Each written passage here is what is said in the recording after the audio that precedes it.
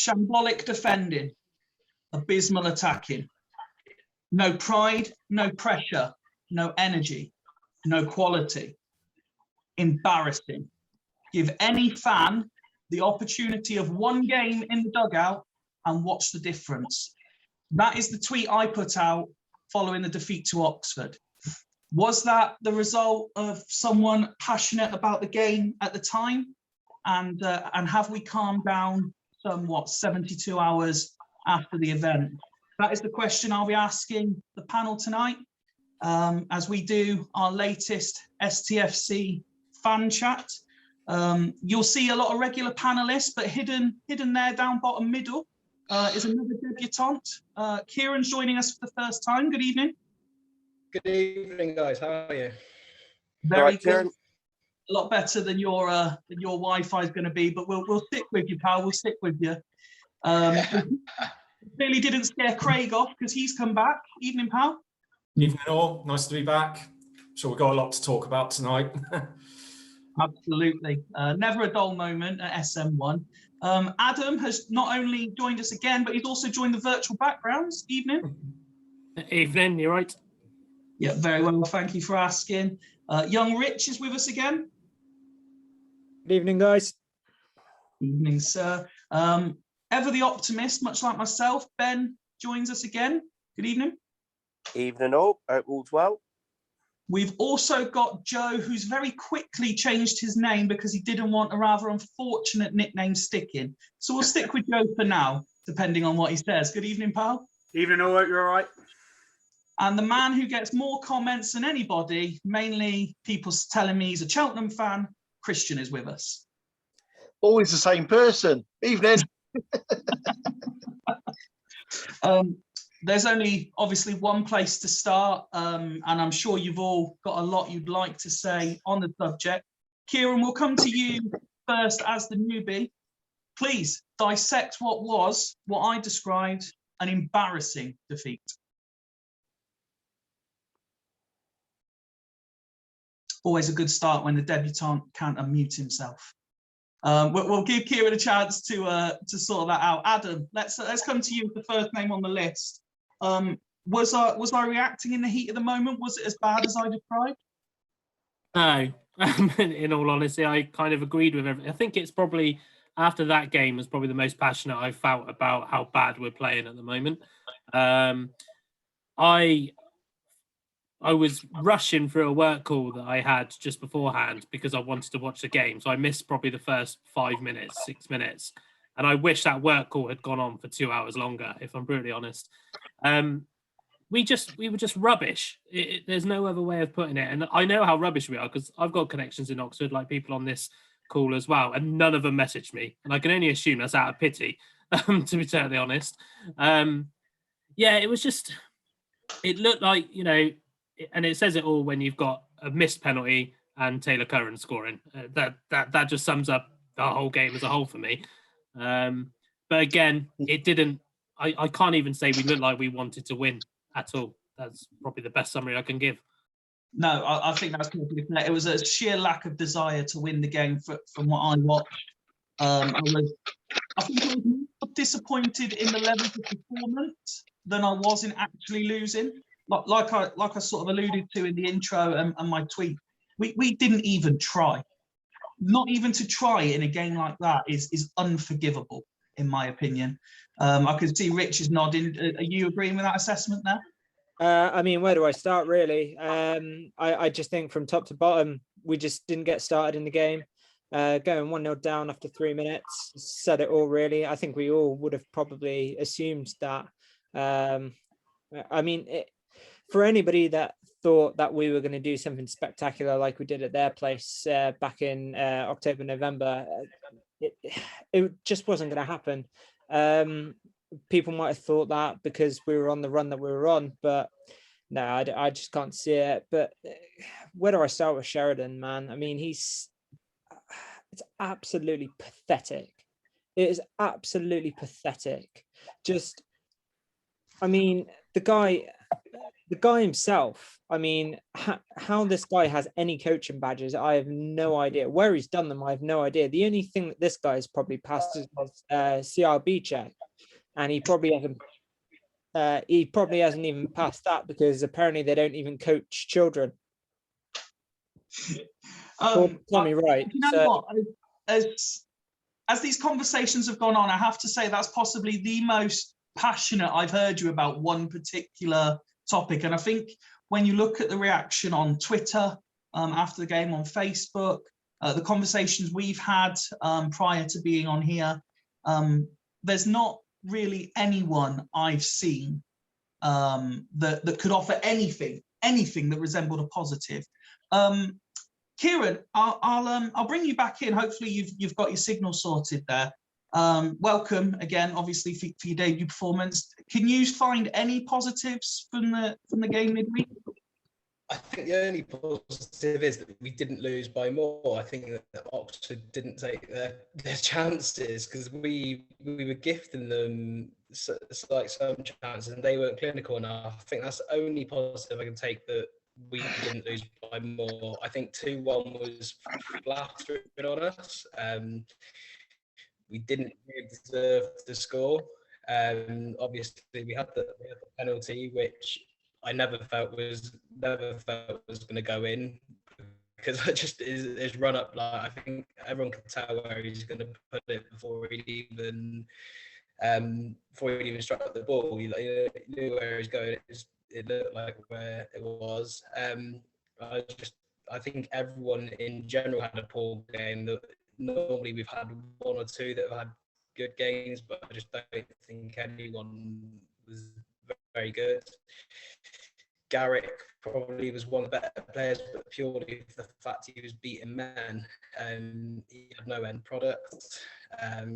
Well, if I could just jump in there and ask Ben, because that's more. And then obviously some of the decisions by Sheridan, particularly the late on one when you're 2-0 down to your local rivals, 5 minutes to go, and you take off 2 centre halves and bring on another 2 centre halves. There may be one of them that I'd have changed, maybe taken Conroy off, and it wouldn't be. Ben, I'll bring you in, and I know you'll want to have your say, so please take this opportunity to do so. But picking up on something Ciaran said there, it alludes to a conversation I had while the game was going on, and he mentioned Garrick. I was asked to explain him as a player, and basically what I did was ignore the text message entirely until the next day. Now, Ciaran suggested he was arguably one of the better players, but what I wrote down, I checked the text message before I came on, is he's a faux winger. He lacks pace, creativity, the ability to pass, the ability to tackle, the ability to shoot, the ability to cross. Is that fair? He's not a terrible player, and I think you've described a terrible player. He is a bit of a knock and run winger. He doesn't seem to have the ability just to drop his shoulder or beat anyone. He doesn't seem to have any tricks. He is a one-trick pony in that sense. He'll get the ball, he'll knock it past them, and he'll try and outpace them with his pace. And that's about it. He will run about, and he does get involved. He is always involved in the game, which is probably his biggest positive.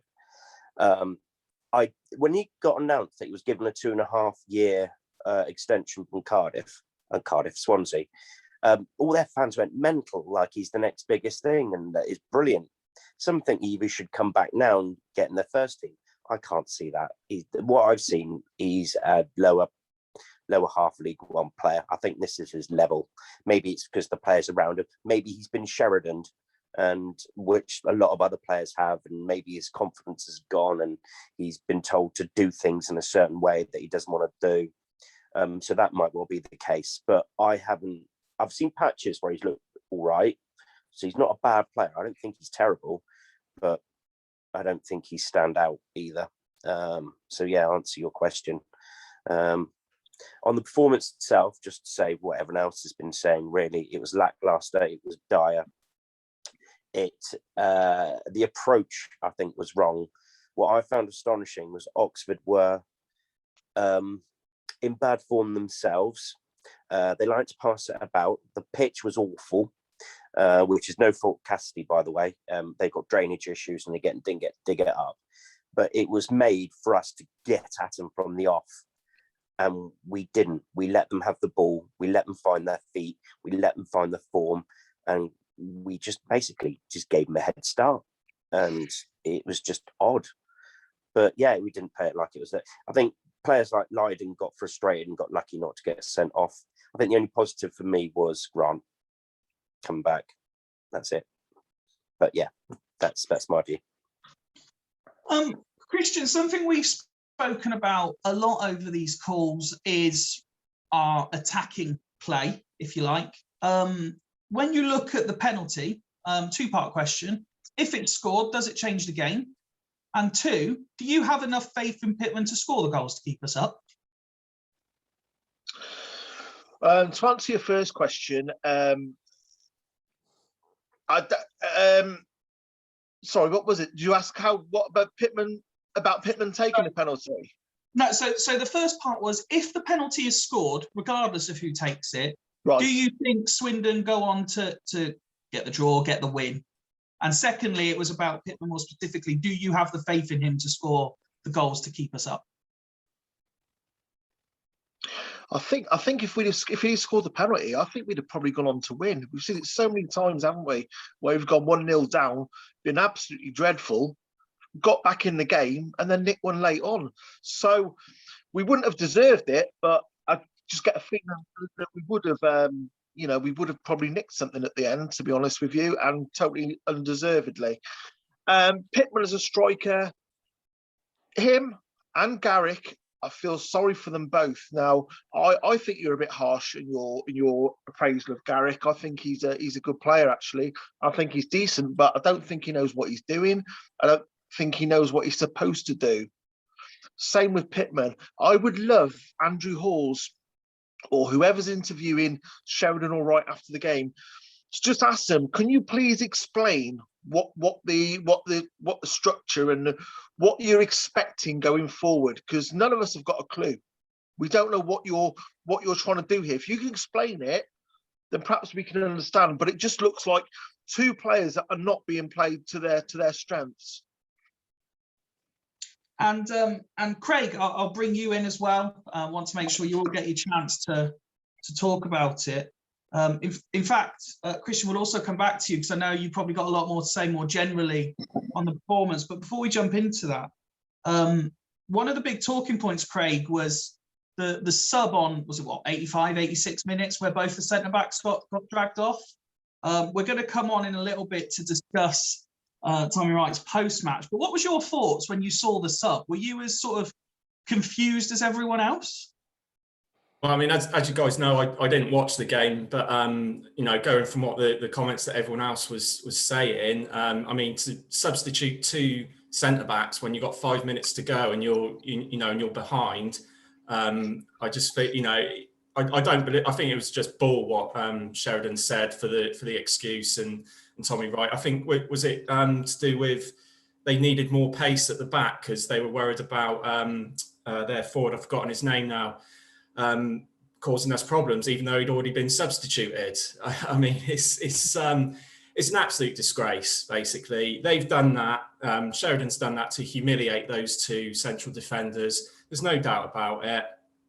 It's unprofessional. It's bullying at the end of the day. I feel what he's done there, and it's an embarrassment for us as a club and everything. And it's just you struggle.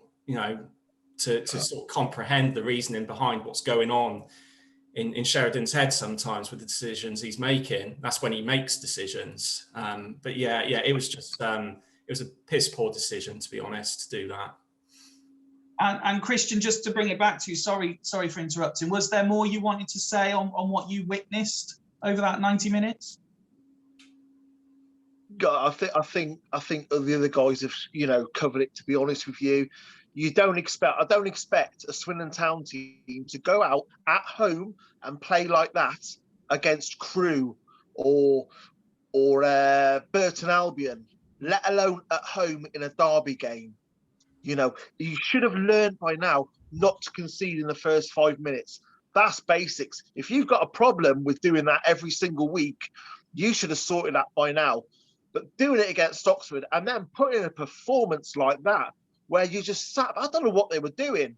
And what really told was at half time, when the general came back in the team, he was the one that looked like he was up for it.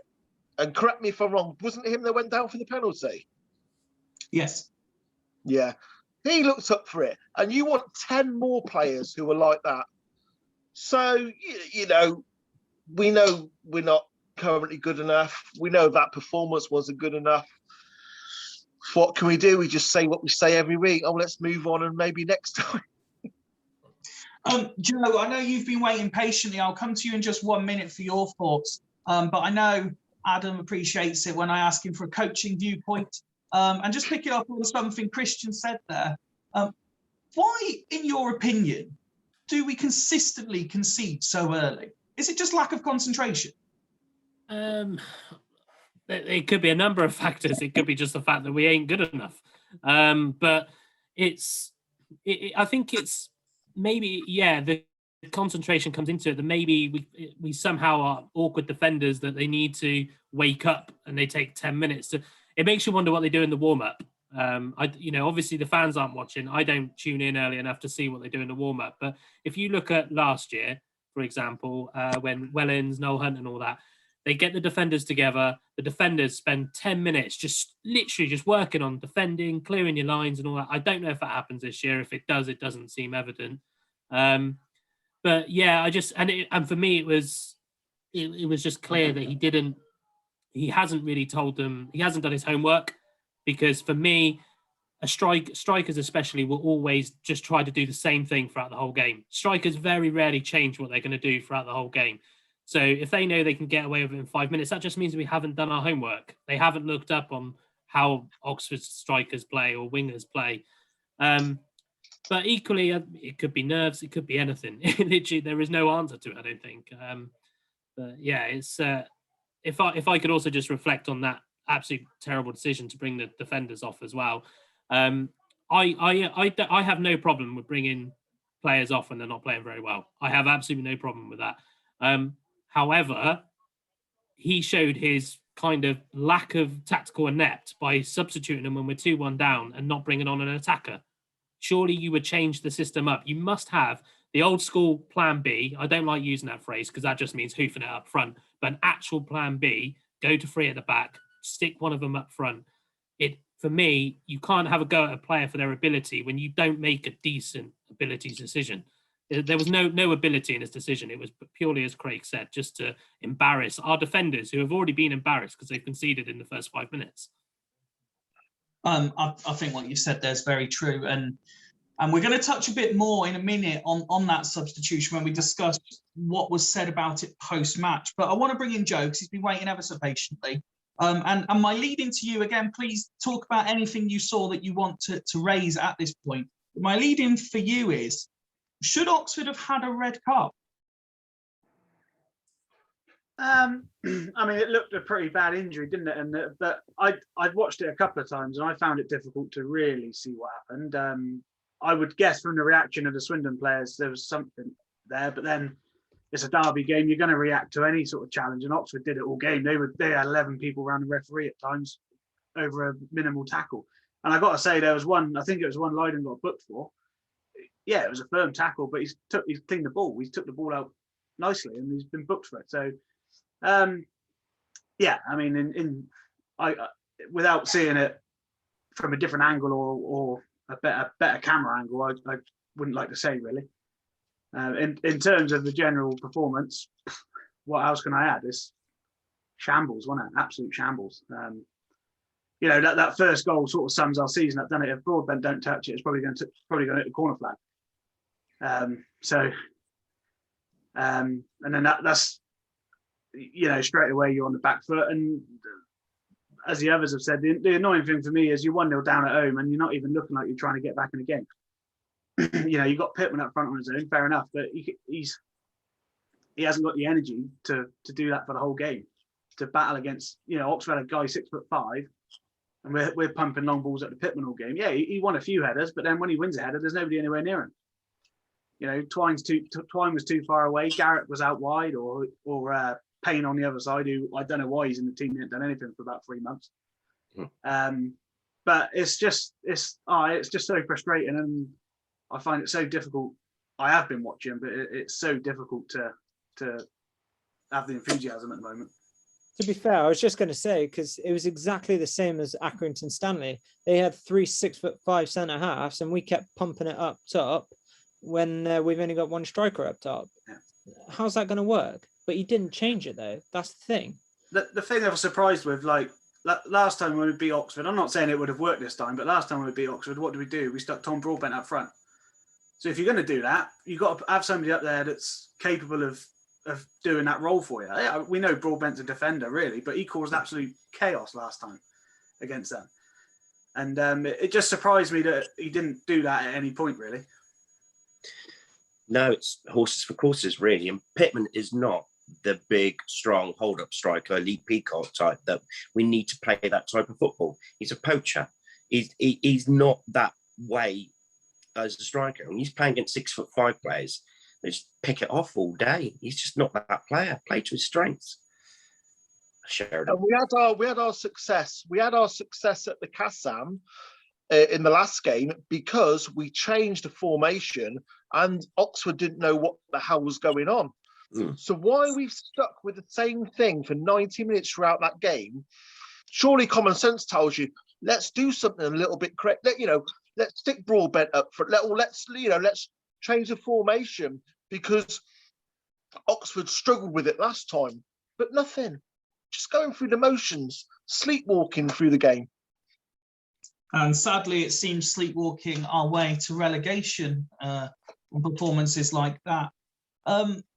After suffering just over an hour and a half's worth of one of the worst performances I can recall from any Swindon Town side during my time supporting the team, we then had, I think shambles was the word Joe used, and it's the perfect word to describe what happened post-match as well, because Tommy Wright comes out. First and foremost, I'll ask you guys your opinion. Sheridan doesn't come out after losing a derby to explain himself.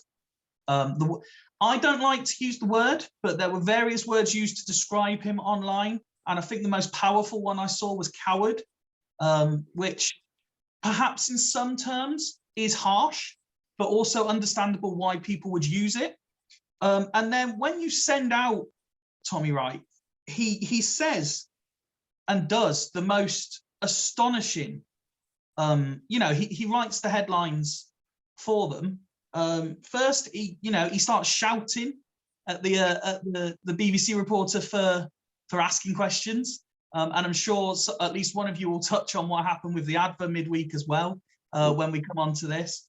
But then when asked about the substitution to bring the 2 centre-backs off, the line that really got to me was, these aren't kids, these are men. One's the captain and one's 6'5". As if being 6'5" has anything to do with how you treat somebody. It's an astonishing answer to that question. And I genuinely could not believe what I was listening to. And again, I come back to it. Shambles was the perfect word. And Ben, I'll come to you because you're the one I can see nodding away on my screen there. I presume you were equally sort of dismayed by what you were hearing. Yeah, well, not a lot of it made sense, really. I think Sheridan doesn't do these things because he struggles to keep in touch with his emotions. I think by his little outbursts you get in the pre-match presses, you can imagine that he's just going to completely lose it and just say something stupid in the post-matches. So I think Tommy Wright just carries it for him. There's a few things that I pointed out that I didn't quite agree with. First, getting angry with Andrew Hawes. Clearly he's touched a nerve and probably deep down knows he was right with the substitutions. And he was just trying to think on the spot and spouted any old nonsense. And I think it just sounded like nonsense. He also said some things that also appeared like Oxford were in good form. They were in worse form than we were. They had won 1 in their last 5. They picked up, was it no wins in their last 5 actually. They picked up, I think, 4 points out of a possible 15 and only scored 3 times. And they started, which is another reason why we should have just gone at them from the beginning. And Oxford, crap, the other day, they really were. A team that were on it would have hammered us. And they weren't really at the races as well. They looked really nervous at most parts.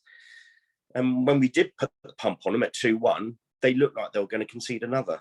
There you go. But yeah, it was dribble. He was just sent out to Ciaran, just say anything to keep him quiet. And he was struggling, got a bit emotional himself, but he knows, I think the club knows, it should go, but they're not going to. But yeah. Ciaran, should, in your opinion, I mean, I would say every game, unless there's a reason he can't, but in your opinion, should Sheridan be coming out after that and talking for himself? I think he does shy away from it too much, because when we win a game, he's the first one out. He does the pre-match one. Because I remember a few months ago, like the Oxford game, the first time, he was sending out Tommy Wright to do the pre-match press conferences, the post-match ones. And then all of a sudden, our form turned a little bit. He was coming out and doing the post-match ones and the pre-match ones. But I think it's fine sending Tommy Wright out in a victory or in a not so loss, but that last Tuesday night, when you've lost a game like that, with all the questions that Town fans have over the week from obviously the previous games of the whole Accrington situation, and then what he did Tuesday night with some decisions which should come on his head, as he's the manager, head coach. He should be coming out and addressing the media and addressing the fans, and not sending Tommy Wright out to do it. It was, I think, cowered away from it, especially because it probably could have been one of the most important press conferences, post-match of his career. If he explained his decision a bit more, maybe, I don't know, maybe some people might have swung around to it. I don't think a lot of people would. I think the way Tommy Wright spoke and the way he speaks, they're men under pressure. They know they're on a road to nowhere, I think. I think they're just sort of spouting nonsense, as Ben said. But the point as well of Oxford being in good form, they're struggling to score. Or the people that I don't support Oxford, they were like, if you score, you should beat us, because we can't score at the minute. And I can see why, with how awful they were putting the chances away. But yeah, I think she sending Tommy Wright out to do it. It may as well just sent the club captain out to do it and just not bothered with any management doing it. And then, Craig, after the performance post-match, we then get the news, which the club have since disputed, and I'm not sure anything official has happened since. But now, out of nowhere, the advert have been banned from asking questions. Well, if you look at the statement that Town put out soon after, it's not the advert banned, it's a reporter has been banned from the advert. So they're trying to get out of it on a technicality, which is just absolutely ludicrous. It just shows that it's a dying regime when you start attacking the local media and banning the local media like he's done. You know, the Andersons did it at Bolton, Oystons at Blackpool. They've all done that. And that's what Power's doing now. I mean, I'm sure it was Sheridan, who's instigated that. But for them to start attacking the press, and also once it started to get recognised nationally with Henry Winter and John Cross, and most recently the guy in the Metro, I've forgotten his name now. They're really tearing into them. So they thought, oh, we'll do a bit of damage limitation, and all they've done with that statement is pour petrol onto the fire, and nobody's buying it. None of the fans are buying it. I've never known the fan base be so united like we are when it comes to what the club have been doing to this poor reporter. Really, I mean, it's not as if the local media really asked that sort of stringent questions. To be fair, and I think he was quite entitled to ask that question about the so-called fight against Accrington. He was following up on what the BBC Wilts reporter had said. So I just don't really see what the issue was. It clearly touched a nerve for Sheridan. But you know, for them to do that, it's just, again, it's another thing. I keep saying disgraceful, but it's another disgraceful act from the club. And Rich, I don't know about you, but this feels like a ride we've been on before. If you think back just a few years, and you had obviously Sam and Andrew and everything that went on while those guys were around, it just feels like deja vu to me. Yeah, this is nothing new, is it? Sam Morstead got the chop, I guess, about 7 years ago, I think, wasn't it? I think, was it? Oh, it was during Lee Power's reign, wasn't it? Hmm. I think so, yeah. And you know, I mean, I can't quite remember understand, but obviously most recently with Johnny, you know, I think he's a top reporter. I mean, he's always on Twitter, he's always keeping us updated and everything like that. And for him now to be treated the way he has been, after just asking an innocent question, what's happened? We want to know what's happened. And it just seems as if, because when Sheridan said it in his pre-match press conference on Monday, it's just, you know, I mean, he kept trying to dodge the question again. He's just like, oh yeah, nothing happened, everything. And he's just trying to sweep it under the rug and everything like that. If there's something happening off the field that's relating to one of our players, we want to know about it, and we want to know what's being dealt about it. And especially the fact that it was Taylor Curran that was part of it, or is what we believe is part of it, and he goes and scores on Tuesday night, which makes it even more better. But yeah, no, I just think it's a disgrace. Christian, have you had opportunity yet to read the points from today's pre-match? No. Oh, okay. No, I've not read today's. I was just about to say that just quickly going back to this point. We have been talking though. Apologies. I don't think it's Sheridan that originally banned him. I expect it's more likely, knowing what he's like, it was Steve Anderson. And what concerns me, the question wasn't really anything too taxing. It's the sort of question any normal manager would probably answer or say, okay, it's sorted now. Now, the fact that it was Taylor Curran, who was one of them, and the other, I cannot pronounce his name, the lad from Norwich, who he didn't make the bench, did he, the other night either? No. You know, again, call it conspiracies, whatever you like, but you know, there's probably something gone on there as well. And I expect it's Anderson acting on behalf of Lee Power that has banned him. Sheridan, I think he's a little bit awkward in interviews, and he knows he's awkward, and he knows he's going to say the wrong thing, which I don't know if that's because he's already pissed by 9 o'clock at night or what, but I think he lets Righty do the interviews because he's worried about what he's going to say. Do you know what is possibly a good point, and obviously I'll let the guys pick up on the conspiracy theory as we go along if they want to. Just quickly, as a look along the screen, who has seen the pre-match stuff so far? I can see Adam's seen a little bit. I've seen a bit. Ben's nodding. I'll let any of you jump into the question. You've got to hand it, when Sheridan does the media, every now and then he comes up with something that's rather funny, and you think he's missed an opportunity for a career as a stand-up comedian. I know what you mean. I read the point on... I know what you're talking about. I know what you're talking about. If he keeps this up, Power may think that he's done a good job and offer him a 2 or 3 year deal, which I thought was funny. And also on why Tommy Wright does the media, it's because he sees the game the same way Sheridan does, so can explain it really well. I'll hand it over to you guys now. Put it this way, if that's the case, I'll take relegation right now. Well, and here's the other aspect on that. There's a couple of things. One, I mean, Rich will know from our lads chat. I've said if we get him for a 2-3 year deal, I don't give a shit I don't give a crap where we are. I said I will not be watching Swindon. But the thing is when he talks about Tommy Wright like that, I think he needs a new coaching staff then. If he's got an assistant manager who thinks the exact same as him and sees the game the exact same way he does, I think he needs to look at who his management is. There is not a single management duo in the entirety of a successful football team where the assistant manager and the manager think exactly the same. They might have the same philosophy, but they will look at the games differently. And I saw some of that, and I mean, obviously, yeah, the three-year deal thing was hilarious, and I hope he thinks that's a joke.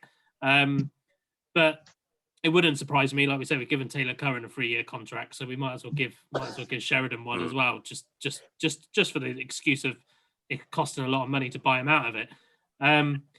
But yeah, it kind of felt that, like, yeah, okay, he was always going to be he couldn't do anything wrong in today's interview, really, because we saw really bad. We know he's not that great. I agree with Christian's point about him interviewing. I think he probably is awkward, but he's arrogantly awkward.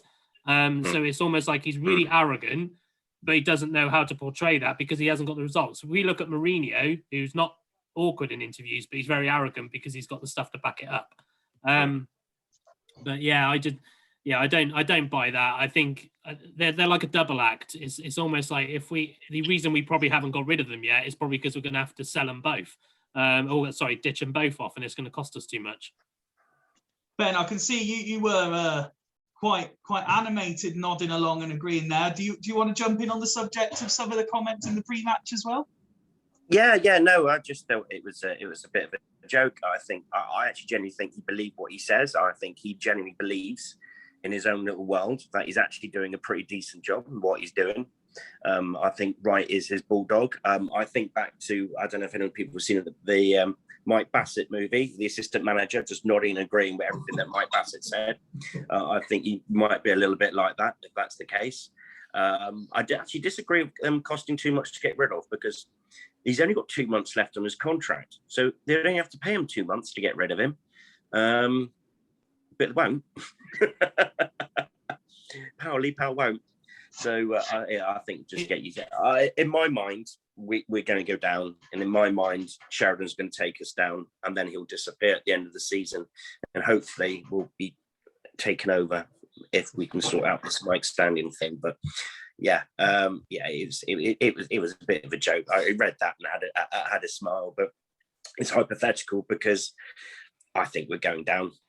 I'm interested to know what people's thoughts are on what he said about Anthony Grant as well, saying that he did all right when he came on. You could see he hadn't played for a while. Well, I'm interested to hear what people think about that. I mean, we all know he hasn't played for a while because we've now done 6 or 7 of these, and in all of them except for maybe the first 2, we've said, where is he? Why isn't he playing? And yes, he may not have been playing for a while, but as I think, was it Christian that said earlier, he came on and he was the guy. He was dialed in. He was dialed into the game. He knew what it was. He knew it was Oxford in the derby. If you look at it when we beat them at their place, and we had that video of the fans celebrating the players coming out, Grant came out, he was loving it. He knows what it's all about, and he would have given it all from the start. Yeah. But it's not just in the derby. That we could have had that, months ago if he'd have been starting him for whatever reason. He hasn't been injured, has he? There's just no reasoning behind it, and it's just Sorry, Rich. I was just going to say, these are the conspiracy theories. Like, we don't know whether or not he was in. According to Sheridan, he was concussed, and apparently that took him 6 months to bloody get over that. Must be the longest concussion I've ever seen. He was concussed, and it took him 6 months. Yeah, Lydon has a massive break gash down his head, and he just gets a reverse sort of Terry Butcher bandage, and he's all right to play 30 seconds later. Can we have a minute? B-Tech Terry Butcher. That bandage is brilliant. The thing is, though, I don't think Sheridan had a choice, because obviously, if Lydon wasn't injured, I don't think Grant would have come on. And even though he's got 5 substitutes, he wouldn't have used him. But because he's obviously, apparently the reason why was because they couldn't bandage him up quickly enough, and he had to have like 14 stitches in his chin. So That was the only reason. Other than that, I can't see him playing on Saturday. You know me by now, guys. I'm desperate to find something positive to talk about when everything we focus on is going to be negative. So, Joe, I'll come to you first. I hope you've had a chance to see the interview that came out today with Clem on what his plan for the future is if he's allowed to take over at Swindon. I've sort of scanned through it. I haven't really read it in depth, really, but the trouble is with my mood at the moment towards this club, I can't believe anything until it happens. I can't see. I mean, it's all very well Clem saying he's putting a bid in to buy it off of Lee Power, but is Lee Power going to sell it to him? You know, what is Lee Power's end game here? Craig, did you have a chance to read it yet? What's your thoughts on what he's had to say? Yeah, I mean, I did. I read the full interview, and it's the only bit of good news that I think we've had for a while, to be fair. I mean, like what Joe said, I'll believe it when I see it. But there was one thing that concerned me with what he said. It was that he said that it was almost inconceivable that the club hadn't made a profit, and he listed all the potential income streams that we would have had coming in. Now, he also had a disclaimer saying that he can't guarantee that that's the case because he hasn't seen the full open books, which we're never going to see under Power. But that for me was very concerning. So he's got an insight into the club. So he's better placed than any of us to know what the financial situation is other than Power. So for him to say that was really concerning. But when it came to the positive thing, he had a whole list of things that he said. And one of the things, considering with what's happened lately with the media, was that he said he would invest in management staff that will provide regular engagement with supporters and the media, which is something we've been crying out for years. I mean, if you think under Richie Wellens, it did get better, all that good work. And he was never afraid to answer a question, whatever you think of Wellens. But then as soon as he left, that was it. It was gone. So something like that looks good. And also a bit more openness and transparency. He was saying about doing quarterly financial reports and doing a full, when it comes to the accounts, being open and transparent and revealing them all to the fans for us to see. So, if that does come about, then that's a good thing. It'll be a refreshing change from what we've had for the last, 7 years now. Before we move on to look at the tomorrow's game, is there anyone else who wants to throw in regarding the interview with Clem? Yeah, I just want to say that nothing will happen at all until the Michael Standing situation is sorted. And that's not going to happen for a while. So it's lovely that Clem is interested. He's officially laid, he's put up his flag, he's laid down what he wants to do, but it's not going to happen for a long time yet, because unless Lee Power and Michael Standing can sort out their issues out of court or in court, he can't sell the club. So that's that. It's nice that Clem wants to buy it, and it's great, but he can't sell the club yet. So nothing's going to happen. And that's it. That's what I've got to say. I think they can sell it if they make an agreement. If Power and Standing were to sort out the ownership, within the next week, month, 2 months, whatever, they could then sell to Clem. Clem is it's going to sound like I'm standing up for Power now, but Clem's directly addressed Power in that interview, which, as a 15% stakeholder, does he know who owns what and everything? He's not addressed Standing and Power. So does that mean he seems to think Power does own the club? I think he's just playing it safe as it is, because as it stands at the moment, he does. But I think equally, Clem, although it sounds very promising what he could do, and Ben's got a point and Christian's got a point, if they could buy each other out, etc. I think he's actually shot himself a little bit, because coming out on that has actually just probably put the price of the club up, because now Standing and Power because they could both agree to sell the club still. You know, they could come to an agreement outside of court and say, do you know what, we're both gonna sell. We're both happy to sell the club for X amount. It's probably actually push the money up. But if Clem's willing to part way with it, then, you know, all be it. So, but yeah, I think it's clever timing. It's good timing. He knows Clem's, I think, probably quite closer to the fans than a lot of people think. And you can see that we're irate. You can see, and he's taken a good advantage of what's happening in the current situation. I hope he does, because it's nice to hear it. Somebody who's not just coming in to save the club. It's not someone coming in to level things out. It's somebody who genuinely sounds like they want to invest, and that's what we need. We haven't had that for a long time. So hopefully, you never know. I mean, he said he would like to re-trigger the proceedings for taking over the ground and all that kind of stuff. So it does sound promising. I still believe, just based on previous cases similar, I still think this will be set. The standing power thing will be settled before the court date, because I just think that money does talk at the end of the day, and especially when it's power. But we can keep our fingers crossed that hopefully a bid comes in big enough that both standing and power go, yeah, right, then we'll take that. For what it's worth, sorry, carry on. He also, sorry, we've not mentioned it, but he also committed to holding monthly meetings with the trust and the Swindon Town Supporters Club as well. But for what it's worth, my take on it is, and I'm somewhere sort of between Adam and Joe, I agree that everything that I read seems really positive.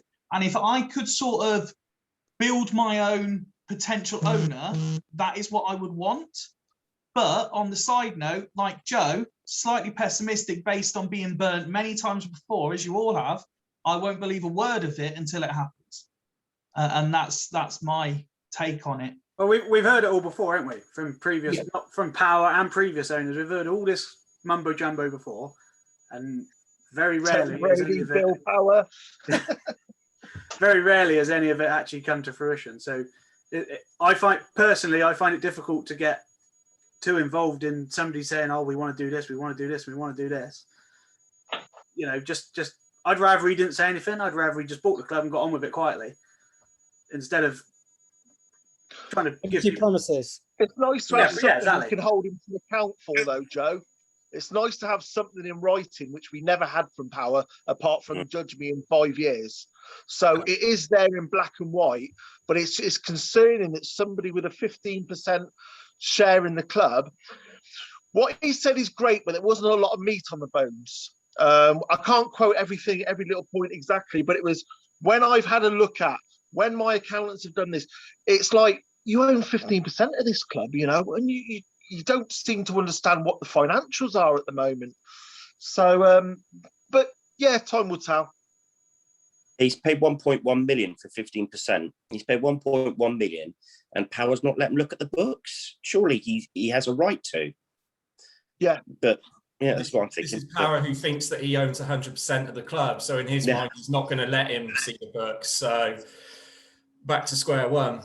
But legally, he doesn't. Legally, you know, Clem owns 15%, so he should have a right to the books. He knew about the youngsters being sold to Brighton and Chelsea, so he's obviously got some understanding. So, you know, surely he can just go send me the books, because he's invested 1.1 million.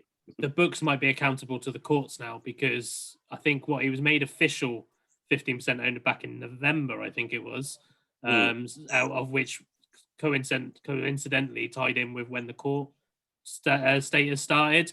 So the accounts belong to the court now. Even if Power wanted to release them, we probably couldn't see them, or neither. That's my assumption anyway. I think that's what's happening there, and that's probably another reason why Clem's come out now. Let's look ahead then to tomorrow, and what I think we all agree is a must-win game. I'll ask you all in the order that I've got you on the screen, sort of what you're expecting, you know, whether you want to pick up on, will Ciaran play after his goal? Will Grant play after his appearance? You know, things like this. And again, as always, I'll ask you for a score prediction. There's no pressure, Ciaran, when it comes to you to get it right. Although I think someone must have predicted Oxford to win 2-1 last time round. I've never had a chance to go back and check. But as it stands, until someone tells us otherwise, this is now episode 7, and no one's got one game right yet. So there's no pressure, Ciaran. But I got the Accrington right last week. Oh, did you get Accrington? Oh, Yeah. well done, Rich. Well done. First person to get one right. First person on my list here then is Adam.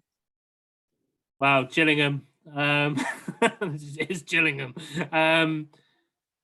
Should Taylor Curran start? No, I'm not being funny, but my 4-year-old Arlo could have scored that goal. The other Grant should start. Really, you can't say that somebody's not match fit and then not play them. It's because he won't bring him on at half time again if he's not going to start him. He'll bring him on when there's 6 minutes left or something stupid. But Grant is the type of player we need against a team like Gillingham anyway, in my opinion. Gillingham are on not bad form at the moment, I don't think. I think they've definitely won at least 3 of their last 6. Sheridan would say they're in exceptional form then. yeah, exactly. They should be top of the league according to Sheridan. So because they should be top of the league according to Sheridan, we'll probably win. This happened the last time we had kind of a very big week, I guess, in terms of the club. We did pick up a win against Ipswich. So are we at home? I can't remember if we're at home or away. We're at home, and it's an early kickoff, isn't it? It's 1 o'clock kickoff or something because Gillingham aren't allowed out after 6.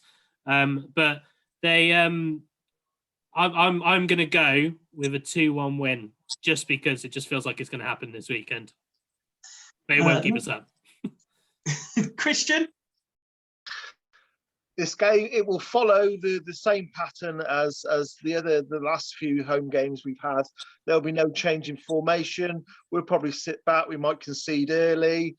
The result depends on Gillingham. If Gillingham want to come to the county ground and win, Gillingham will come to the county ground and win 3-1.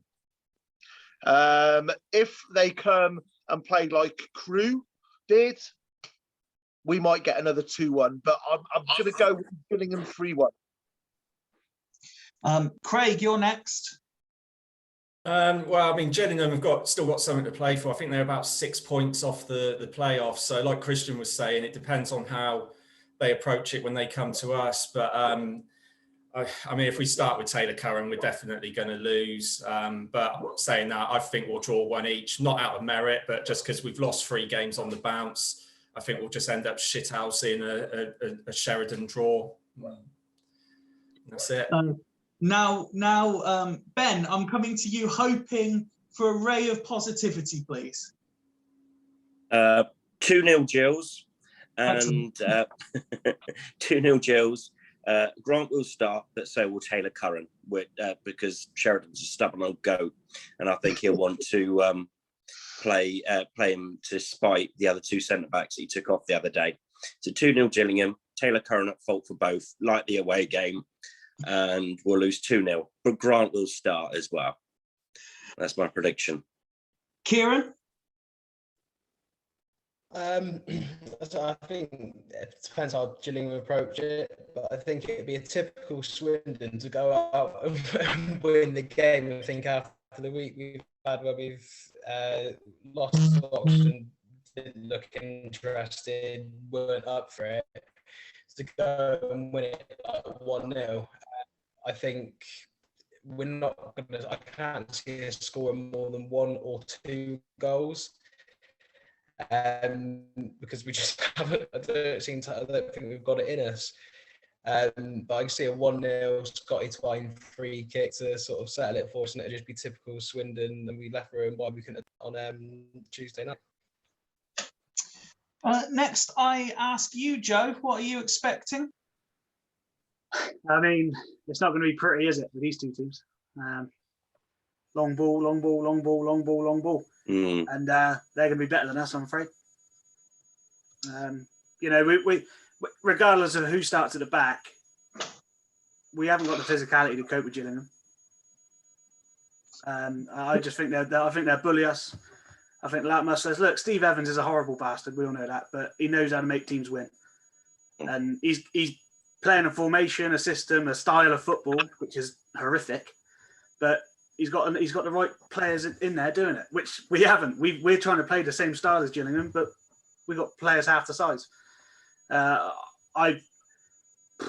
only hope we got is Scott Twine from 30 yards. And he ain't going to do that more than once in a game. So I think 2 or 3 won the Gills, to be honest. Rich, you're up next. No, I think it's a shame that Connell Truman, we didn't win the game with Connell Truman. Otherwise, we would have been superstitious about winning tomorrow with the new goalkeeper, Lee Camp. So, yeah, it's a bit of a shame because I think that superstition's gone out the window now. But yeah, I think Gillingham technically, I haven't seen much of them apart from the game that we played earlier in the season. And let's face it, I think back then, I think we were a little bit better than them until we conceded the first goal where they lobbed it over Taylor Curran and they just smashed it into the top corner. I think they may. I think they'll probably win, but I'd like to say that we might shithouse a win tomorrow. It's got it written all over it, to be honest with you. So I want to say 2-1, but realistically, if they come out tomorrow with a game plan, Gillingham, I reckon they might win 3-1.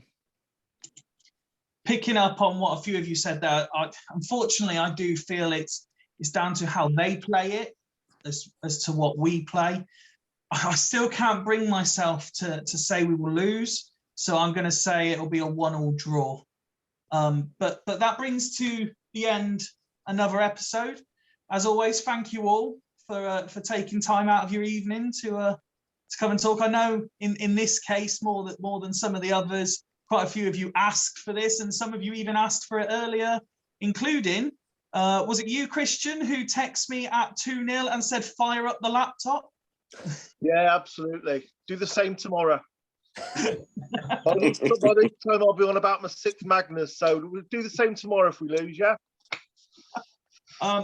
Ciaran, thank you. I know you had some tech issues with your signal, but always pleasure and welcome back anytime. And to the rest of you who are now my regulars, again, thank you, and always a pleasure. And no doubt we will speak off camera, and let's just hope for something better tomorrow. But until next time, thanks everyone. Cheers. Cheers, guys. It's my feed. Cheers. Take care.